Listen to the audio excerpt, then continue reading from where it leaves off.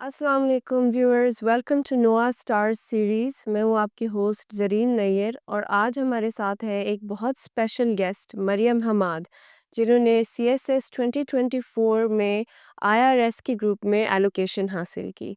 आइए हम इनसे इनकी जर्नी के बारे में कुछ सवाल पूछते हैं। अस्सलाम वालेकुम मरियम। वालेकुम अस्सलाम। Congratulations very much Thank you. and thank you for coming and joining us today. Of course. Thank you for calling me here. Of course, शुरुआत हम आपकी बैकग्राउंड के साथ करते हैं, आपकी एजुकेशन के साथ, डोमिसाइल और फैमिली बैकग्राउंड का अगर आप थोड़ा बता दें please. Of course. So my name is Maryam Hamad. I recently got allocated in IRS. और मेरी एजुकेशनल बैकग्राउंड की बात करूँ तो मैं एक इलेक्ट्रिकल इंजीनियर हूँ। मैंने कॉमसाद यूनिवर्सिटी इस्लामाबाद से अपनी बैचलर्स किया। If I talk about my family background तो मैं एल्डेस्ट हूँ 4 सिबलिंग्स की एंड मेरे फादर जो हैं वो भी इलेक्ट्रिकल इंजीनियर हैं।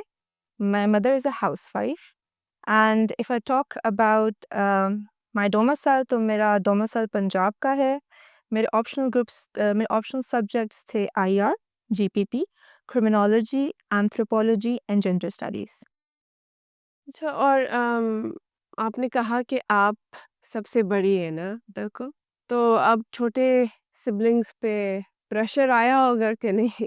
डेफ़िनेटली थोड़ा बहुत आई थिंक एक्सपेक्टेशंस ज़रा उनसे भी हैं मेरी हाँ, फैमिली की कि if she can do it तो फिर आप लोग भी कर सकते हो एंड देन दूसरी बात ये कि बिकॉज़ अभी घर में कोई अगर होता है जो सीएसएस क्लियर कर ले, तो एक गाइडलाइन मिल जाती है, एक बिल्कुल, डायरेक्शन मिल जाती है।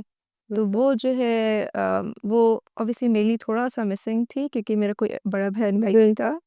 बट आई गेस अब फैमिली का थोड़ा-सा उनकी तरफ है कि कर लो। हाँ, कर लो अब तो गाइडेंस अब भी है कोई। गाइडेंस है, नोट्स भी हैं, मतलब वो मसला भी नहीं होगा कि अब ना कहाँ से इकट्ठे करें, कैसे करना है। अब तो किसी के पास बहाना भी नहीं होगा, नहीं करना चाहिए। आपके सिबलिंग्स में से कोई इंस्पायर हुआ है आपसे? कोई खुद ही से अभी तो ये है कि मेरे 2 भाई हैं, 1 बहन है, तो जो मेरा भाई जो मुझसे छोटा है वो वो मुझे बोलता है कि ना I CSS is great in everything लेकिन ना मेरा ज़रा रुझान बाहर की तरफ है, मैं अब्रॉड चला जाऊँ।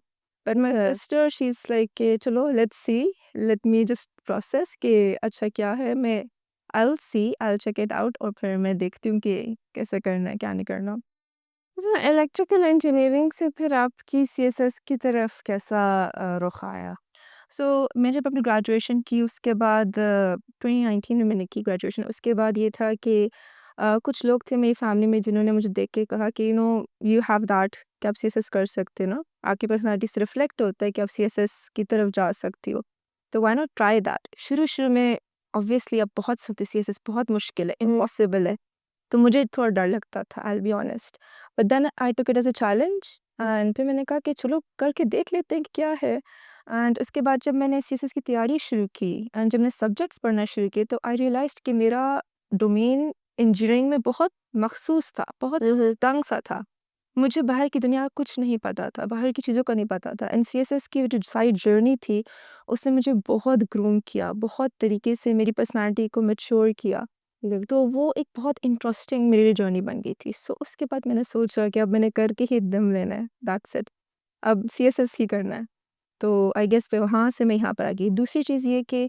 सीएसएस ना बहुत ब्रॉड एक होराइजन आपको देती है जो आप स्टेम फील्ड्स में शायद बहुत ज़्यादा आपका इंटरेक्शन लोगों से नहीं होता पब्लिक से नहीं होता सीएसएस आपको it gives you an opportunity कि आप पब्लिक को गिव बैक कर सकते आई एम वेरी प्रिविलेज्ड अल्हम्दुलिल्लाह तो आई हैव सीन पीपल जो मुझसे बहुत लेस प्रिविलेज्ड होते हैं अंडर प्रिविलेज्ड होते हैं एंड देन उनको देख के आई जस्ट वांटेड कि अच्छा मैं किसी ऐसी जगह जाऊँ जहाँ पर मैं उनकी डायरेक्टली मदद कर सकूँ सो सीएसएस मुझे एक ऐसा एवेन्यू नज़र आया। नहीं, थैंक यू कि आपने अपना व्यू शेयर किया। बहुत कम लोग, आई मीन, हर कोई बहुत मोटिवेटेड होके आता है, लेकिन कुछ कम ही लोग होते हैं जो कि मुझे जेन्युइनली लगते हैं कि वो लोगों के लिए एज अ पब्लिक सर्वेंट आना चाह रहे हैं, टू सर्व द पब्लिक। अच्छा, ये बताएं, आपका फर्स्ट अटेम्प्ट था? ये मेरी सेकंड अटेम्प्ट थी। सेकंड अटेम्प्ट यही। तो फर्स्ट अटेम्प्ट में आपका, अगर आप अपना रिजल्ट डिस्कस करें, मैं बताएं what went wrong. So first attempt में मेरा एसए सिर्फ रह गया था बाकी सारे मेरे क्लियर थे एंड ऐसे रहने के बाद मुझे अंदाज़ा हुआ कि शायद मैं उस पर्टिकुलर सब्जेक्ट को बहुत गलत तरीके से लेके चल रही थी। सो उसके बाद मैंने मिस्टेक से सीखा और फिर वहाँ से मैंने अपनी टेक्निक को चेंज किया, थोड़ा-सा ट्वीक किया, थोड़ा-सा चेंज किया। कुछ अच्छे मेंटोर्स मुझे मिले, जैसे वो के एक सर थे डॉक्टर आरिफ जावेद। सो उनकी कुछ मैंने वीडियोज़ देखी ऑनलाइन एंड आई रियलाइज़्ड कि मैं क्या मिस्टेक कर रही थी। फिर कुछ मेरी रिसोर्सेज़ थी, फॉरेन अफेयर्स का मैगज़ीन है पर्टिकुलरली, अच्छा, उसमें एक पूरा एसे सेक्शन है। तो अच्छा, वहाँ पर मैं एसेज़ पढ़ती थी, तो मुझे थोड़ा आइडिया हुआ कि हाउ टू राइट सर्टेन एसेज़। ठीक है। ये यूनिवर्सिटी या स्कूल की बात तो नहीं है, ये तो सीएसएस है, बिल्कुल डिफरेंट चीज़ है। सो यहाँ पर एसे लिखने का तरीका भी डिफरेंट है। तो वहाँ से फिर मैंने वो चीज़ सीखी।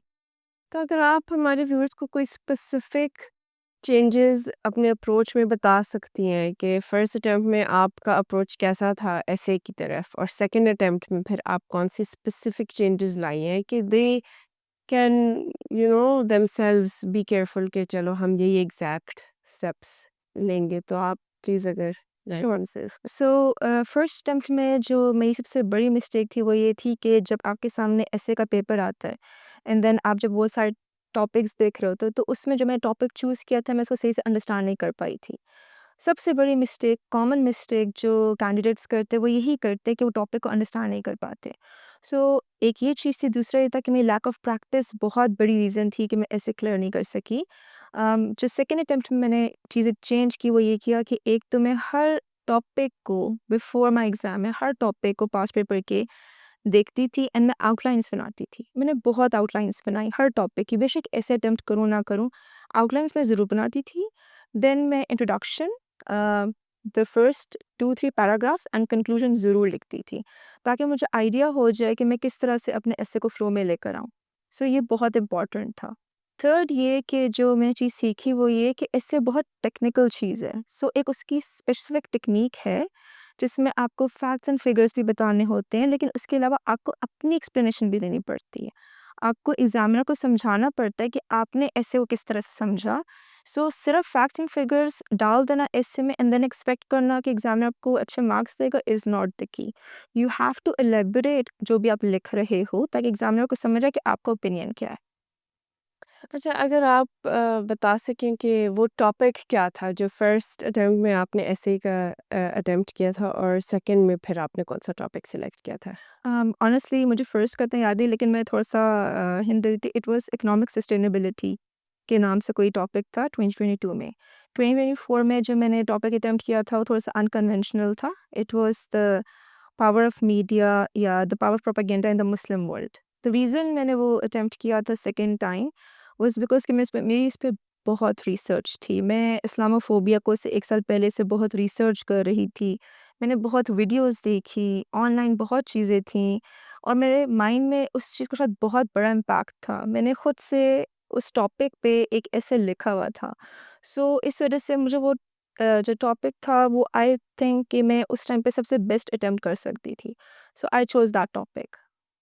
अच्छा चलिए ऐसे से आगे आते हैं बाकी ये कंपल्सरी सब्जेक्ट्स की तरफ। तो आपने फिर ऐसे के बाद जो आपको सबसे मुश्किल सब्जेक्ट लगा है कंपल्सरी में वो कौन-सा था? I think it's precis. अच्छा, ठीक है। क्योंकि बाकी सारे सब्जेक्ट्स ये थे प्रेसी, एंड आर्ट्स से कुछ लोग की इस्लामिक स्टडीज़ भी होता है, बट मेरे लिए दैट वाज़ फाइन। प्रेसी इसलिए क्योंकि प्रेसी में आपको अगेन सिर्फ़ और सिर्फ़ अगेन प्रेसी समरी नहीं होती, आपको बात समझनी पड़ेगी। बिल्कुल। उसी एक टेक्नीक होती है उस पूरे पेपर को करने की, तो वो टेक्नीक अगर आपको पता होगी, आपको आ जाएगी, तो फिर डेफ़िनेटली आप कर सकोगे। सो आई वुड से ऐसे के बाद प्रेसी वाज़ माय मेन सब्जेक्ट, जिसको मुझे लगता था कि थोड़ा ज़्यादा मुझे इस पे फ़ोकस करना है। बाकी कंपल्सरी में क्योंकि मेरा इंजीनियरिंग हुँ, बैकग्राउंड है, हुँ। तो GSA was a bridge for me, बहुत आसानी से कर लेती थी। इस्लामियात का भी ये था कि इस्लामियात में एक चीज़ जो मैं करती थी, वो ये करती थी कि इस्लामियात में मैं कंटेम्परेरी इश्यूज़ को लेके चलती थी। ऑब्वियसली ज़्यादातर कैंडिडेट्स ये करते हैं कि वो पास्ट से ही चीज़ें उठाते हैं, कुरानिक रेफरेंसेस देते हैं, उसको कंटेम्परेरी वर्ल्ड में अप्लाई नहीं करते। मेरा थोड़ा-सा ये था कि मैं कंटेम्परेरी वर्ल्ड में अप्लाई करती थी इस्लामियात में चीज़ों को। सो आई थिंक वहाँ पर थोड़ा-सा मेरा डिफरेंट होता था इस्लामियात का पेपर। बिल्कुल दैट मेक्स सेंस क्योंकि आपने आजकल से रेलेवेंट करके बताना होता है ना। अच्छा, और जीएसए फिर आपने कहा कि आपके लिए बहुत आसान आसान था। था। चलो दैट्स नाइस। और प्रैक्टिस आपने फिर पास्ट पेपर्स कितने प्रैक्टिस किया आपने? फिर उनकी इवैल्यूएशन वगैरह कराई आपने? क्या अप्रोच थी आपकी? बिल्कुल पास्ट पेपर्स को एज़ आई सेड कि मैं पास्ट पेपर्स ज़रूर देखती थी। अगर मैं ये मैंने सिर्फ़ इंग्लिश के लिए नहीं किया था, मैंने तकरीबन सारे सब्जेक्ट्स के लिए किया था कि पास्ट पेपर्स मैं देखती थी और हर क्वेश्चन जो मैं अटेम्प्ट नहीं भी करना चाहती थी, उसकी भी मैं आउटलाइन बनाती थी हुँ, कि अगर ये क्वेश्चन आ जाता तो मैं इसको किस तरह से लेके चलती। अच्छा, सो वो आउटलाइन बहुत हेल्प करती थी क्योंकि इवेंचुअली जब आपको रिविज़न करनी पड़ती है, आपके पास इतना टाइम नहीं होता कभी-कभी कि आप सारी चीज़ रिवाइज़ करो। बिल्कुल। So I would just look at that outlines और फिर मुझे अंदाज़ा हो जाता था कि ओके दिस इज़ हाउ अगर मैं होती तो इस तरह से अटेम्प्ट करती। और आप फिर उसकी चेकिंग कराती थी? जी, बिल्कुल बहुत इम्पोर्टेंट है। इवैल्यूएशंस बहुत इम्पोर्टेंट है, you should get your papers evaluated क्योंकि इवैल्यूएशन से आपको आपकी स्ट्रेंथ्स, आपको की वीकनेसेस पता चलती हैं।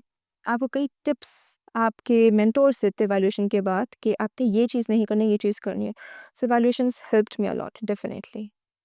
अच्छा, अब आते हैं ऑप्शनल सब्जेक्ट्स की तरफ। तो ऑप्शनल सब्जेक्ट्स आपने फिर किस बेसिस पे सिलेक्ट किए? और ये मैं आपसे पहले भी कह रही थी कि बहुत इंटरेस्टिंग है कि आपकी डिग्री इलेक्ट्रिकल इंजीनियरिंग में है, लेकिन आपके सारे सब्जेक्ट्स इस तरह खैर है भी ज़्यादा ऑप्शंस में ह्यूमैनिटीज़ के सब्जेक्ट्स, लेकिन आपके काफ़ी वो ह्यूमैनिटीज़ का टच है उसमें, तो आपने किस बेसिस पे फिर सिलेक्शन किया? सो बेसिकली जब मैंने सिलेक्शन करना शुरू की थी तो उस वक़्त शुरू-शुरू में मैं तकरीबन हर ग्रुप से 2-3 सब्जेक्ट्स पढ़ रही थी। मैंने बहुत शुरू में ना मल्टीपल सब्जेक्ट्स को देखा, पढ़ा, उनकी आउटलाइन्स पढ़ी एंड देन एफपीएससी का जो सिलेबस था वो पढ़ा हुँ, एंड देन आई रियलाइज़्ड कि मेरा थोड़ा इंटरेस्ट जो है ना बिकॉज़ 4 इयर्स इंजीनियरिंग के बाद I guess I was a bit done with this तो आई वाज़ लाइक ओके नहीं I think let's go towards humanities तो ह्यूमैनिटीज़ के सब्जेक्ट्स मैंने फिर इसीलिए चूज़ किया बिकॉज़ वो बहुत इंटरेस्टिंग लगना शुरू हो गए थे मुझे। उस इंजीनियरिंग में बहुत कैलकुलेटेड चीज़ें होती हैं। ह्यूमैनिटीज़ के सब्जेक्ट में you have a wide array and a wide range जिसमें आप चीज़ों को कर सकते हो। तो इस वज़ह से मैंने फिर ह्यूमैनिटीज़ के सब्जेक्ट चूज़ किए थे। तो काफ़ी थ्योरेटिकल सब्जेक्ट्स हैं आपके आईआर, जेंडर स्टडीज़, जीपीपी। अच्छा, आपने सबसे ज़्यादा एन्जॉय कौन-से सब्जेक्ट को किया है? आई वुड से आईआर अच्छा, डेफ़िनेटली। उसकी रीज़न भी है बिकॉज़ जब आप आईआर पढ़ रहे होते हो साथ-साथ आप world affairs, current affairs, public affairs पढ़ रहे होते हो। और दूसरा ये है कि क्योंकि इतना कुछ हो रहा था पिछले कुछ सालों में बहुत कुछ हुआ है वर्ल्ड में चेंज हुआ है तो आई फेल्ट कि सबसे ज़्यादा मैं कनेक्टेड आईआर के साथ थी एंड शायद कई चीज़ें मैं आईआर की लेके बाकी सब्जेक्ट्स में भी या ऐसे में भी डाल देती थी तो definitely IR was my favourite subject. बिल्कुल जब आप ये सब्जेक्ट्स पढ़ते हैं ना, तो आपको फिर रियलाइज़ होता है कि आपका वर्ल्ड व्यू कितना लिमिटेड था। It expands your world view. जो आप स्पेशली आईआर जो है, जो मेरा अपना एक्सपीरियंस था कि IR really expanded my world view. मैं हर चीज़ को बहुत डिफरेंटली देखने लगी थी। तो I am sure you experienced the same thing. Definitely I think as I said के सीएसएस की तैयारी के बाद आई रियलाइज्ड मेरा वर्ल्ड व्यू बहुत नैरो था, बहुत मायोपिक था और मैं सिर्फ अपनी ही फील्ड में और अपनी एक सर्कल में बबल में रह रही थी। आई हैड नो आइडिया कि बाहर क्या हो रहा है। बिल्कुल। इसलिए तो कहते हैं ना कि अगर सीएसएस पास नहीं हुआ, कम से कम आप इंटेलेक्चुअल बन जाते हैं। बिल्कुल, it's I think it's very important even if someone does not want to do CSS I think ये बहुत इंपॉर्टेंट है कि लोग सब्जेक्ट्स पढ़ें, कुछ जो सीएसएस में है डेफिनेटली उनको पढ़ें। उन इसकी वजह से आपकी बहुत ग्रूमिंग होती है और आप इंटेलेक्चुअली बहुत ग्रो करते हो। एंड आई थिंक कोई भी होता है ना, कोई भी चीज़ बेमायनी नहीं होती, कोई भी चीज़ ज़ाया नहीं जाती, तो डेफिनेटली ज़ाया नहीं जाएगा। बिल्कुल। अच्छा, आप जब सब्जेक्ट सिलेक्शन कर रही थी, क्या आपने फिर ये जो किसी से गाइडेंस ली थी सब्जेक्ट सिलेक्शन में? बिल्कुल मेरे खालू हैं, उनसे मैंने गाइडेंस ली थी क्योंकि वो भी सिविल सर्विसेज़ में हैं। अच्छा, he is in custom service तो ही हेल्प मी शुरू-शुरू में कि ये सब्जेक्ट्स देख लो। कुछ सब्जेक्ट्स मैंने उनके देखे हुए रखे, कुछ सब्जेक्ट्स जब मैंने बाद में एज़ अ सेड कि एक्सप्लोर करना शुरू किया तो चेंज कर लिए कि नहीं आई थिंक मेरा इंटरेस्ट इस साइड पे है। तो he was one of those people जिनसे मैंने गाइडेंस ली थी। आपने कौन से सब्जेक्ट्स फिर चेंज किए? मुझे उन्होंने बोला था कि इंटरनेशनल लॉ रखो। आई वाज़ लाइक मैं लॉ में बोर हो रही हूँ। I have no interest in law. मैंने क्रिमिनोलॉजी रखी। दूसरे ने मुझे बोला हिस्ट्री इसमें से कोई रख तो I was like I don't want to keep history मैंने जीपीपी रख ली। तीसरे ने मुझे बोला सोशियोलॉजी देख लो। आई वाज़ लाइक सोशियोलॉजी मैंने आधा पढ़ा and then I was like बहुत लेंथी है मैं एंथ्रोपोलॉजी रख रही हूँ। अच्छा, सो इस तरह से हुआ। तो आपको एंथ्रोपोलॉजी सोशियोलॉजी से शॉर्ट लगा है? Comparatively, yes, sir. Although, again, anthropology, sociology probably कुछ लोगों के लिए बहुत आसान सब्जेक्ट है कंपेयर टू एंथ्रोपोलॉजी बिकॉज़ बहुत रिसर्च एंड सारा कुछ है। लेकिन आई फेल्ट एंथ्रोपोलॉजी मुझे शॉर्ट के अलावा इंटरेस्टिंग लगा। मेरा ज़रा इंटरेस्ट थोड़ा-सा आर्कियोलॉजी साइड पे भी था व्हाइल इंजीनियरिंग टाइम पे, तो इस वजह से। अच्छा, और आपके फर्स्ट और सेकंड अटेम्प्ट पे सेम सब्जेक्ट्स थे? बिल्कुल, सेम सब्जेक्ट्स थे। मैंने चेंज नहीं किया था।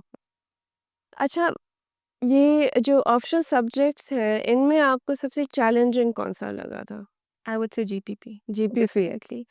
जीपीपी की रीज़न ये थी कि बहुत कम लोग एक्चुअली जीपीपी ले रहे थे, इसको अफ़ोर्ड करते हैं। दूसरा ये कि जीपीपी एक बहुत छोटा पार्ट है पब्लिक एडमिनिस्ट्रेशन का। बिल्कुल। तो उसकी एज़ सच आपको बहुत ज़्यादा बुक्स या उसकी एज़ सच बहुत ज़्यादा रिसर्च आपको नहीं मिलेगी।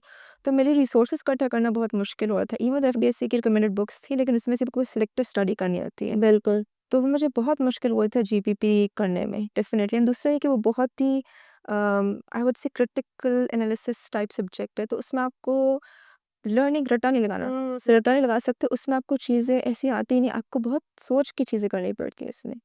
उसका सारा पेपर ही ऐसा होता था कि अब वहाँ पे बैठ के ही सोच रहे हो कि करना क्या है। बिल्कुल, उसका जो पेपर भी आता है ना, वो काफ़ी मुझे आईआर के पेपर की तरह सिमिलर लगता है ना? हाँ। जो क्योंकि वो बेसिकली ये चाहते हैं कि आपने जो थ्योरीज़ पढ़ी हैं, जो सिस्टम्स पढ़ी हैं, वो इम्प्लीमेंट कैसे रियल लाइफ़ में कैसे हो। इसकी एप्लीकेशन चाहते हैं वो। बिल्कुल। तो आपको फिर एंड में सबसे यूज़फुल रिसोर्सेज़ कौन-से लगे हैं? सो डिफरेंट रिसोर्सेज थी। जैसे जीपीपी की अगर मैं बात करूँ, तो जीपीपी जो है उसके लिए मुझे यूट्यूब पे एक चैनल मिला था जिसमें वो बहुत अच्छे से जीपीपी पढ़ाते थे। हुँ, प्रॉब्ली सीएसएस के लिए नहीं पढ़ा रहे थे, वैसे पढ़ा रहे थे, लेकिन बहुत अच्छे से कवर कर रहे थे। एंड देन जीपीपी की जो रिकमेंडेड बुक है एफपीएससी की, मार्क बेवर की, वो मैंने बुक देखी, उसमें से मैंने सिलेक्टिव स्टडी की जो टॉपिक्स मैं पढ़ रही थी। एंड तीसरी चीज़ ये थी कि मैं उस चीज़ को अगेन कंटेम्प्रेरी इश्यूज़ के साथ उसको लेके चलती थी, अप्लाई कर रही हूँ, तो ओके, ये चीज़ अगर हुई है पास्ट में या प्रेज़ेंट में, तो इसके पीछे कौन-सी थियरी है, ये क्या रीज़न है? तो वो बहुत इम्पोर्टेंट है लिंक करना चीज़ों को। आपको उस यूट्यूब चैनल का नाम याद है? नॉट नाउ मैं चेक करके अगर आपको बता दूँ चल आपको वीडियो। ठीक है। इसके अलावा कोई स्पेसिफिक रिसोर्सेज़ अगर आप याद कर सकती हैं जनरली, या फिर कोई सब्जेक्ट स्पेसिफिक जो कि हमारे व्यूअर्स के लिए हेल्पफुल हो सकें तैयारी में, आप क्या रिकमेंड सो अगर आईआर करंट अफेयर्स और पाक अफेयर्स की मैं बात करूँ, इवन एसए की भी, तो I would say foreign affairs magazine, IPRI की वेबसाइट पे आप जाएँ, SIPRI, then there is also PIDE, वहाँ के magazines, then Margalla papers, and more recently मैंने शुरू किया था पैराडाइम शिफ्ट के नाम से एक वेबसाइट है। Now obviously you have to be very selective कि आप स्टडी क्या कर रहे हैं। जैसे फॉर एग्ज़ाम्पल इकोनॉमिस्ट भी है, उसमें बहुत सिलेक्टिवली मैं स्टडी करती थी। आप हर चीज़ नहीं पढ़ सकते, एंड आई थिंक हर चीज़ पढ़नी भी नहीं चाहिए। You should work smart not hard again. तो सिलेक्टिव स्टडी उसमें से करें, एंड इसके अलावा एफपीएससी की रिकमेंडेड बुक्स ज़रूर पढ़ें, क्योंकि अभी मोस्ट रिसेंटली एफपीएससी जो है ज़्यादातर अपने क्वेश्चंस अपने रिकमेंड बुक्स की हेडिंग्स में से दे रहे हैं। अच्छा, जैसे इस्लाम में था क्वेश्चन इस दफ़ा, उनकी एक रिकमेंडेड बुक है खुर्शीद अहमद शाह की, जी। उसमें से एक हेडिंग थी उर्दू की, वो उन्होंने दी थी एज इट अच्छा, इज़। सो इट्स इम्पोर्टेंट कि आप वो भी देखें। हाँ, क्योंकि वो कह रहे हैं कि हम रिकमेंड कर रहे हैं लेकिन आप लोग पढ़ नहीं रहे थे। से सही है। अच्छा, पेपर अटेम्प्टिंग टेक्निक के बारे में अगर आप कोई गाइडेंस दे सकें, ये लोग कहते हैं इतने हेडिंग्स दो, इतने रेफरेंसेस दो, आपको सबसे यूज़फुल या इम्पोर्टेंट पेपर अटेम्प्टिंग टेक्निक क्या लगता है जो आप हमारे व्यूअर्स को रेकमेंड करेंगे? सो हेडिंग्स इंपॉर्टेंट है डेफिनेटली, वो आपके पेपर को ऑर्गेनाइज भी करते हैं और नीटनेस भी शो करते हैं, but again I know a lot of people जो बहुत हेडिंग्स देते थे लेकिन वो पास हैं, तो इट्स नॉट ओनली इम्पॉर्टेंट कि आप हेडिंग्स पे फोकस करें, आपका मेन फोकस ये होना चाहिए कि आप मटेरियल क्या लिख रहे हैं। मुझे कुछ लोगों ने ये भी बोला था कि 7 से 8 या 9 पेजेस लिखोगे तो अच्छे मार्क्स मिलेंगे, बट ऐसा नहीं होता। आपके पास इतना टाइम नहीं, तो कुछ लोग लिख भी लेते, कुछ लोग नहीं लिख पाते। सो क्वांटिटी से ज़्यादा क्वालिटी मैटर करती है। हेडिंग्स आप डेफिनेटली दें, पेपर की नीटनेस बरकरार रखें, एंड कोशिश करें स्पेशली जीएसए में या आईआर में या कुछ ऐसे सब्जेक्ट्स हैं जिसमें आप फ्लो चार्ट्स या डायग्राम्स बना सकते हैं, वो ज़रूर बनाएं। बहुत अच्छा इम्पैक्ट देती है, आपका राइटिंग टाइम शॉर्ट कर देती है, क्योंकि आप वही चीज़ फ्लो चार्ट या डायग्राम में दिखा रहे होते हो, और एग्जामिनर को ये चीज़ शो करती है कि आपकी बहुत रिसर्च है ना, कुछ चीज़ों का पता है। सो वो डेफिनेटली इंक्लूड करें, स्पेशली जीएसए के पेपर में वो ज़रूर इंक्लूड करें। हाँ, और उससे आपका स्पेस भी बढ़ जाता है ना, पर वो 7-8 पेजेज़ की बात है ना, वो 8-9 पेजेज़ की वो हो जाती कवर बिल्कुल। उसी में। अच्छा, आप आते हैं इंटरव्यू की तरफ, तो इंटरव्यू की तैयारी का एक्सपीरियंस आपका कैसा था? सो इंटरव्यू की तैयारी मैंने नोआ से की जी। एंड शुरू-शुरू में ऑब्वियसली बहुत एंग्ज़ायटी थी, बहुत स्ट्रेस जी, था कि कैसे होगा बिकॉज़ आपको कुछ पता नहीं होता। बिल्कुल। देन इवेंचुअली मैंने जो सबसे चीज़ जिसने मुझे हेल्प की वो मॉक्स थे। हुँ, हुँ। क्योंकि मॉक्स में वो आपको शायद इतनी ज़्यादा वो आपकी ग्राइंडिंग करते थे और इतना ज़्यादा आप पे वो करते थे, प्रेशर डालते थे कि शायद यू लर्न कि ओके प्रेशर को आपने कैसे हैंडल करना। सो इंटरव्यू एक्सपीरियंस भी मैंने नुआ में कुछ मल्टीपल अकेडमीज़ में मॉक्स देना शुरू किए। वहाँ से जाके मुझे अंदाज़ा हुआ काफ़ी चीज़ों का। मेरे कि आपका बैठने का स्टाइल कैसा होना चाहिए, आपकी टोन कैसी होनी चाहिए वॉइस की, हुँ, आपकी आई कॉन्टैक्ट कैसा होना चाहिए। फिर ये कि आपसे कोई भी क्वेश्चन पूछ सकते हैं। टोकन क्वेश्चन भी हो सकता है, ओपिनियन बेस्ड क्वेश्चन भी हो सकता है। So you have to be very quick on your feet. जल्दी से सोच के अपना जवाब देना होता है, देन अपने उस जवाब को फिर जो भी अपना आंसर है कि इसको अपने जस्टिफाई करना होता है। तो वहाँ से फिर साइकोलॉजिकल की तैयारी पहले शुरू की यहाँ पर सर मोहम्मद अली ख़ान से जी। एंड देन उसके बाद सर फरीद थे और सर बाबा खेल थे, मल्टीपल टीचर्स थे जिन्होंने इंटरव्यू की बहुत टेक्निक्स बताई। तो उस चीज़ को अप्लाई करते-करते शुरू-शुरू में I was very bad, I was be honest. लेकिन इवेंचुअली जब मैंने लास्ट मॉक इंटरव्यू दिया तो फिर आई वाज़ वेरी कॉन्फिडेंट, तब मुझे बहुत कॉन्फिडेंस था कि ठीक है, हो जाएगा इंशाल्लाह। तो the day of the final interview शायद वेटिंग में मुझे ज़्यादा एंग्ज़ायटी हो रही थी। लेकिन जब मैं अंदर एंटर हुई तो इट वाज़ ऑल नॉर्मल। आप बहुत कामली बैठते हो एंड पैनलिस्ट आपको बहुत हेल्प आउट कर रहे थे। अच्छा, दे आर वेरी नाइस, मतलब मेरे साथ तो एटलीस्ट थे। मेरा इंटरव्यू एक्सपीरियंस अच्छा था। तो इस पैनल का मैंने ये बहुत सुना है कि बहुत अच्छे थे।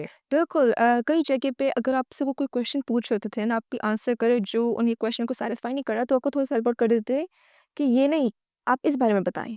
तो you would get on the right track कि ओ अच्छा ये मुझसे पूछा जा रहा है। तो they were nice, they were very helpful उस वे में। अच्छा, कोई स्पेसिफिक एक्सपीरियंस आपका तैयारी के वक़्त या इंटरव्यू के दौरान जो आप शेयर करना चाहेंगे?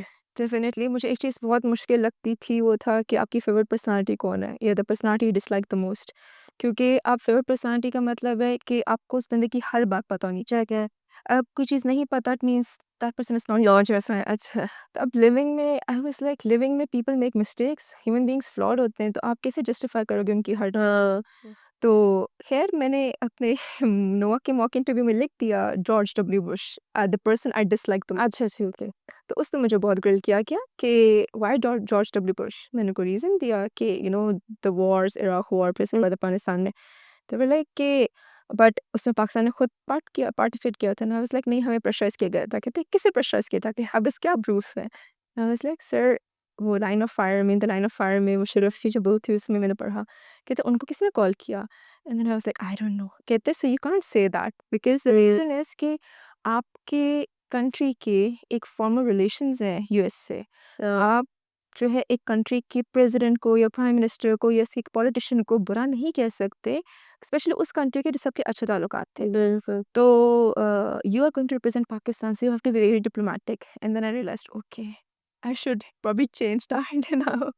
हाँ, क्योंकि ये जो हम कहते हैं, हम सबको रियलिटी एक अलग चीज़ है और जो डॉक्यूमेंटेड और स्टेट नैरेटिव है वो अलग है। तो आई थिंक कि रियलिटी को छोड़ के हमें स्टेट नैरेटिव के साथ चलना बिल्कुल, पड़ता है। स्पेशली जब आप स्टेट को रिप्रेजेंट कर रहे होते बिल्कुल। हो तो you have to come to that point कि आपको अंदाज़ा होना चाहिए कि आपने कोई ऐसी बात नहीं करनी जिससे आपका स्टेट नैरेटिव हर्ट हो एंड कोई ऐसी बात भी नहीं करनी जिससे अगले बंदे को जिस कंट्री के साथ आपके रिलेशन है वो ख़राब हो। You have to be very careful. तो ये मैंने लर्न किया यहाँ पर आके फिर। अच्छा, आपने फिर फेवरेट पर्सनैलिटी किसे लिखा था? निकोला टेस्ला, ओह! अगर मेरा इंजीनियरिंग बैकग्राउंड है हाँ, हाँ। तो I know a lot of about him. So yes he. This is a very interesting answer. Anything specific about him के you really like? So basically Nikola Tesla बहुत सी उनकी inventions थी जिनका क्रेडिट जो है उनको कभी दिया नहीं बिल्कुल। गया। एसी करंट का हो गया, वार्डन क्लिफ टावर जो था इस जिसमें उनका एक विजन था कि पूरी वर्ल्ड को फ्री इलेक्ट्रिसिटी दी जाए, हुँ। वो कभी भी नहीं बनने दिया गया, कभी बर्बादी नहीं होने दी गई। तो I felt he was a person जो कि जिनको बहुत अंडरमाइन किया गया and he was a person who was working for the benefit of people. I think eventually बहुत मैटर करता है कि आपको एक अच्छा इंसान मिल जाए जो लोगों के लिए सोचे ना कि वो एलीट क्लास के लिए सोचे। So Nikola Tesla was one of those people, इसलिए शायद मुझे लाइक ही is one of my favourite personalities. अच्छा, I really liked your answer. It's a very unique answer. अच्छा, अब क्लोजिंग की तरफ आते हैं। कोई स्पेसिफिक वर्ड्स ऑफ मोटिवेशन या रिकमेंडेशंस जो आप हमारे व्यूअर्स को देना चाहेंगी, जो कि सोच रहे हैं कि अगला अटेम्प्ट हम देंगे, something to help them feel better? Definitely.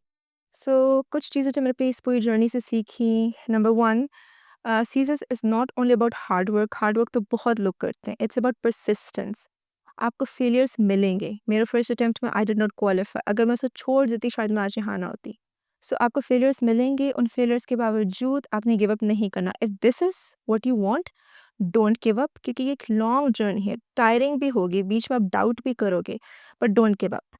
दूसरी चीज़ ये कि ये बात याद रखना, मुझे बोला गया था, मेरे खालू ने ही बोला था कि सीएसएस जो इम्तिहान है ये आपके रिस्क का इम्तिहान है। अगर आपका रिस्क यहाँ पर लिखा है तो आपका ज़रूर हो जाएगा, और रिस्क नहीं लिखा तो इसका मतलब ये नहीं कि यू नॉट गुड इनफ, इसका मतलब ये नहीं कि आप कुछ नहीं कर सके या आप में कैपेबिलिटी नहीं थी। इसका मतलब ये कि अल्लाह ताला ने आपके लिए कुछ बहुत बेहतर लिखा है। So please don't ever be disheartened.